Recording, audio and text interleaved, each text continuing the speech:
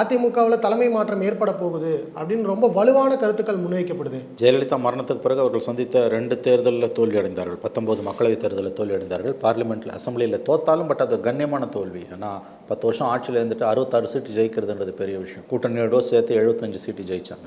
ஆனால் பட்ட எம்ஜிஆர் பார்லிமெண்ட் எலெக்ஷனில் தோத்துருக்காரு. வெறும் 2 சீட்டு தான் ஜெயிச்சார். காங்கிரஸ் திமுக அன்றைக்கு கலைஞர் இந்திரா காந்தி கூட்டணி அமோகமாக ஜெயிச்சது. பட் இன்னைக்கு 3வது முறை தோல்வி அடைந்தால் கண்டிப்பாக அது எடப்பாடிக்கு ஒரு நெருக்கடியை உண்டாக்கத்தான் செய்யும்.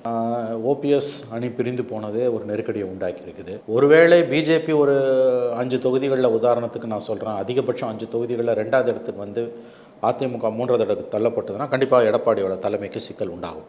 எவ்வளவு இடங்களில் பிஜேபி 2வது இடத்தை பிடிக்கப் போகிறது, 40 தொகுதிகளில் எவ்வளவு தொகுதிகளில் பிஜேபி 2வது இடத்தை பிடிக்கப் போகிறது என்பதை பொறுத்து எடப்பாடிக்கு எதிரான கலகத்தின் வீச்சும் தன்மையும் இருக்கும் என்று நான் கருதுகிறேன். GUI, இந்தியாவின் தலை சிறந்த vernacular edtech brand, skilling everyone everywhere.